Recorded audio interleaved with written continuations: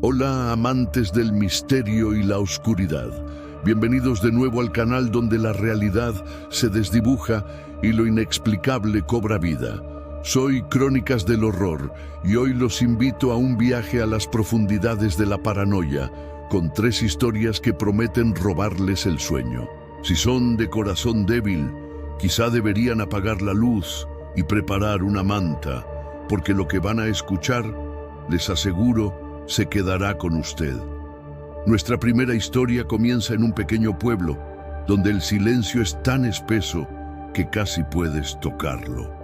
Luna, una joven curiosa y amante de la radio antigua, sintonizaba su vieja emisora una noche de tormenta. La señal era pésima, solo estática, hasta que de repente una voz infantil, clara y aterradoramente dulce susurró: «Mamá, ¿dónde estás? Tengo miedo de la sombra en la ventana». Luna se heló. La voz sonaba tan real, tan cerca. Intentó cambiar de frecuencia, pero la voz persistió, ahora un poco más ronca, un poco más desesperada. «Mamá, la sombra se mueve. Creo que sabe que estoy aquí». Un escalofrío recorrió su espalda. Lo peor llegó cuando, tras un chirrido agudo, la voz volvió. Esta vez más profunda, gutural, ya no tan infantil. «Mamá, ella está mirando por tu ventana». En ese instante, Luna sintió una ráfaga de aire frío justo detrás de ella. Se giró lentamente y lo que vio la dejó sin aliento. Una silueta alta y oscura se recortaba contra la luz de su propia ventana. Era un reflejo, o la sombra de la radio había encontrado un nuevo hogar. Jamás lo sabremos con certeza, pues Luna nunca volvió a sintonizar esa emisora. ¿Y tú? ¿Revisarías tu ventana antes de dormir? Nuestra segunda pesadilla nos lleva a un solitario sendero forestal, donde un grupo de campistas decidió pasar la noche. Marcos, siempre el bromista, se ofreció a contar una historia de fantasmas para asustar a sus amigos. La anécdota era sobre un espíritu del bosque que imitaba las voces de las personas perdidas para atraerlos. Risas nerviosas llenaron el aire, pero a medida que Marcos describía cómo el espíritu susurraba nombres familiares, su voz se tornó extraña, casi ronca. Y luego, dijo con un brillo inquietante en los ojos, empieza a gritar tu nombre una y otra vez hasta que respondes. De repente, un grito agudo y desesperado resonó desde lo profundo del bosque, llamando a uno de los campistas. «¡Sofía! ¡Sofía! ¡Ayúdame!». Todos se miraron, paralizados. No era la voz de Marcos. Era la voz de una mujer, pero extrañamente distorsionada. «Sofía, por favor, estoy perdida», insistió la voz, cada vez más cerca, más desgarradora. Marcos palideció. La voz en el bosque era idéntica a la de su propia hermana menor, Sofía, que estaba a cientos de kilómetros de distancia. El fuego crepitó, y una figura alta y delgada pareció asomarse entre los árboles, con los ojos brillando en la oscuridad. El terror los invadió. Era una broma.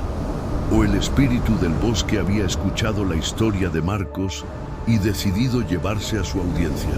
Los campistas salieron corriendo, sin mirar atrás, con el eco de esa voz falsa persiguiéndolos. Y para cerrar con broche de oro, nuestra última historia es una que te hará dudar de tu propia memoria. Un joven llamado Alex, aficionado a las cámaras de seguridad, notó algo peculiar en las grabaciones nocturnas de su sala.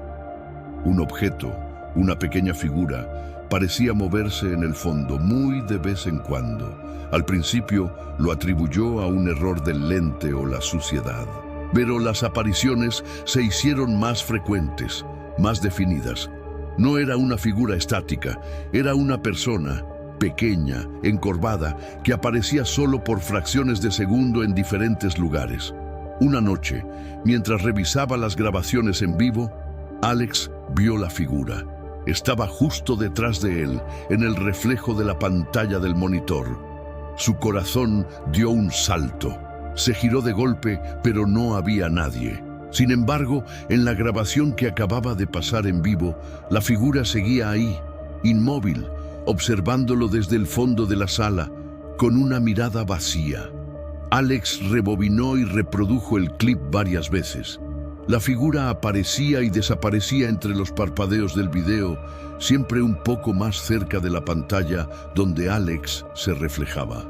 Pero lo más escalofriante vino cuando Alex notó un detalle. Cada vez que la figura aparecía, su propio reflejo en la pantalla parpadeaba y se volvía borroso, como si estuviera siendo reemplazado o quizás absorbido. Hoy, Alex sigue revisando sus grabaciones, pero ya no busca a la figura. Ahora busca su propio reflejo, preguntándose si aún le pertenece. Y así concluye nuestro viaje a lo desconocido por hoy. Espero que estas historias les hayan provocado escalofríos y esa dulce sensación de inquietud que tanto amamos. Recuerden, a veces lo más aterrador no es lo que ves, sino lo que crees ver, o lo que empieza a cambiar a tu alrededor sin que te des cuenta. Manténganse alerta y pregunten todo. Si les gustó esta dosis de terror, no olviden dejar un buen like, suscríbanse al canal para no perderse ninguna de nuestras próximas historias y, por supuesto, activen la campanita. Nos vemos en el próximo escalofrío.